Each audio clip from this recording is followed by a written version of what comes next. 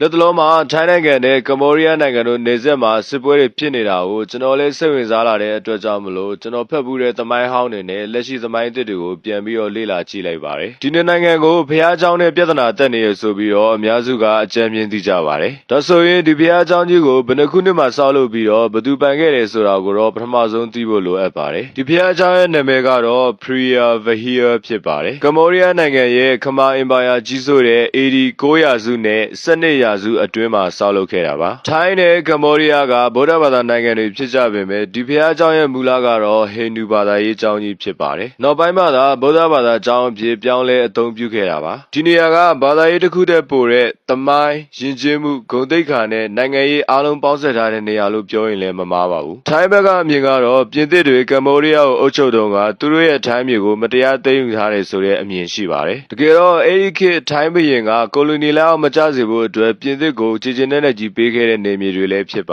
တယ်ထိုင်းနိုင်ငံရဲ့လူထုကလည်းကိုလိုနီစနစ်ကြောင့်မလို့နေမြေတွေဆုံးရှုံးခဲ့ရတယ်ဆိုတဲ့ခံစားချက်မျိုးရှိပါတယ်ဒီအချက်ကိုထိုင်းနိုင်ငံမှာပါတီမဲပြိုင်မဲ့နိုင်ငံရေးသမားတွေကကောင်းကောင်းအသုံးချလေ့ရှိပါတယ်ငါတို့မြေကိုပြန်ယူကြမယ်ကာကွယ်ကြမယ်ဆိုတဲ့အချက်တွေနဲ့မဲရအောင်စူးစမ်းတတ်ကြပါတယ်ဒီအချက်ကိုအာဏာခဏခဏသိမ်းနေတဲ့ထိုင်းစစ်တပ်ကလည်းသဘောကျပါတယ်ဘာဖြစ်လို့လဲဆိုတော့ဒီနေရာကစစ်ရေးအရအရန်အရေးကြီးတဲ့နေရာလို့ထိုင်းတပ်မတော်ကမြင်ထားလို့ဖြစ်ပါတယ်ကမ္ဘောဒီးယားတပ်ဖွဲ့တွေကအဲ့ဒီတောင်တန်းတွေကိုထိန်းချုပ်ထားလို့ရှိရင်ထိုင်းနိုင်ငံရဲ့မြေပြင်ဘက်ကိုအပေါ်စီးရမြင်နိုင်တာကြောင့်မလို့အန်အေဇုံလို့သတ်မှတ်ထားတာပါဒါကြောင့်မလို့ထိုင်းဘက်ကဖျားเจ้าကိုခေါင်းစဉ်ပြပြီးတော့အဲ့ဒီအပိုင်းတွေကိုထိန်းချုပ်ခြင်းတဲ့အတွက်ကြောင့်မလို့ပြဿနာတွေသမိုင်းနဲ့ရှိပြီးတော့တက်နေခဲ့တာပါ1962မှာတော့ဖျားเจ้าကိုကမ္ဘောဒီးယားနိုင်ငံဘက်ကပိုင်နေဆိုပြီးတော့ ICJ ကတရားဝင်သတ်မှတ်ပေးခဲ့ပါတယ်ပြဿနာကဖျားเจ้าပတ်ဝန်းကျင်ကနေမြေတွေကိုဘေးနိုင်ငံကပိုင်နေဆိုပြီးတော့မသတ်မှတ်ပေးခဲ့တဲ့အတွက်ကြောင့်မလို့ရန်တိုက်ပေးသူလိုတောင်ဖြစ်သွားပါတယ်2008ခုနှစ်မှာတော့ဒီဖျားเจ้าကြီးကို UNESCO က World Heritage အဖြစ်သတ်မှတ်ပေးလိုက်တဲ့အချိန်မှာတော့ထိုင်းလူထုကသူ့အစိုးရကိုပို့ပြီးတော့ဒေါသတွေထွက်စေခဲ့ပါတယ်ဒါကြောင့်မလို့2008နဲ့2011အတွင်းမှာထိုင်းအစိုးရကဒီနေရာကိုပြန်လည်ထိန်းချုပ်နိုင်ဖို့ကြိုးစားတဲ့အတွက်ကြောင့်မလို့စစ်ပွဲတွေပြန်လည်ဖြစ်လာခဲ့ပါတယ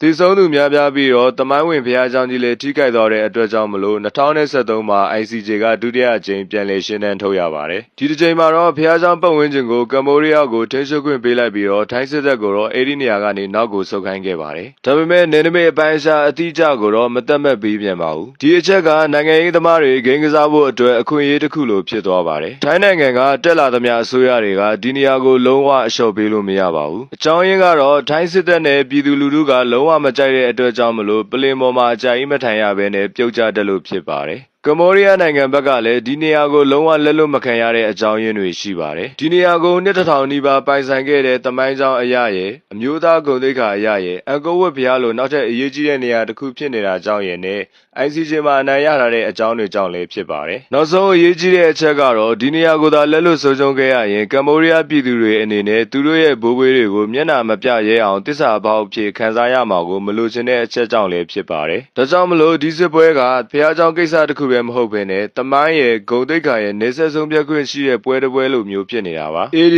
900စုနဲ့12ရာစုမှာခမာအင်ပါယာကြီးစိုးတဲ့အချိန်တုန်းကတော့ထိုင်းနိုင်ငံဆိုပြီးတော့ပြပြမပေါ်သေးပဲနဲ့ခမာအင်ပါယာအောက်မှာပဲရှိခဲ့တာပါဒါပေမဲ့ယနေ့ခေတ်2025ရောက်တဲ့အချိန်မှာတော့အရာရာဟာပြောင်းလဲသွားပါပြီကမ္ဘောဒီးယားနဲ့ထိုင်းစစ်တပ်ရှင်လို့ရှိရင်စင်နဲ့ပြောစိတ်လိုမျိုးကွာခြားသွားပါပြီဒီအချိန်မှာထိုင်းနိုင်ငံအတွက်ကတော့မဟာအခွင့်အရေးကြီးဖြစ်တဲ့အတွက်ကြောင့်မလို့လက်လျှော့ဖို့တော့တိတ်တော့မမြင်ပါဘူးဒီအချိန်မှာကျွန်တော်တို့မြန်မာနိုင်ငံသားတွေအနေနဲ့ဘေးဘက်ကပါပြီးတော့ဘသူကိုအပြစ်တင်နေလို့လည်းအကျိုးမရှိပါဘူးကမ္ဘောဒီးယားနိုင်ငံသားတွေအနေနဲ့လည်းတခြားကိုအကူအညီတောင်းနေလို့လည်းအကျိုးထူးမယ်တော့မထင်ပါဘူးသူတို့နိုင်ငံရဲ့အစိုးရနဲ့တပ်မတော်ကိုအိန္ဒိချင်းနိုင်ငံတွေလိုအင်အားကြီးအောင်မပြင်ဆင်ခဲ့တဲ့အမားတွေကိုထောက်ပြဝေဖန်ပြီးတော့ပါဝင်ကူညီမှုတွေပဲလုပ်တင်တယ်လို့တော့မြင်မိပါတယ်လိုင်းပေါ်မှာနိုင်ငံချစ်စိတ်မျိုးချစ်စိတ်ကြီးစွာနဲ့အကူအညီတွေတောင်းခံနေတာကိုတော့ကျွန်တော်တို့တွေကအပြစ်မမြင်ဘဲနဲ့လေးစားမှုအပြည့်ရှိပါတယ်လို့တော့ပြောချင်ပါတယ်ကမ္ဘောဒီးယားနဲ့ထိုင်းနိုင်ငံအကြောင်းကိုလေ့လာမိသလောက်ပြောပြီးပြီဆိုတော့ကျွန်တော်တို့မြန်မာနိုင်ငံနဲ့ထိုင်းနဲ့ဖြစ်ပျက်ခဲ့တဲ့အကြောင်းအရာနှစ်ခုကိုတော့ထည့်သွင်းပြောပြချင်ပါတယ်ပထမတစ်ခုကတော့1942တုန်းကဂျပန်တွေမြန်မာနိုင်ငံကိုဝင်ရောက်သိမ်းပိုက်တဲ့အချိန်တုန်းကဖြစ်ပါတယ်အဲဒီအချိန်တုန်းက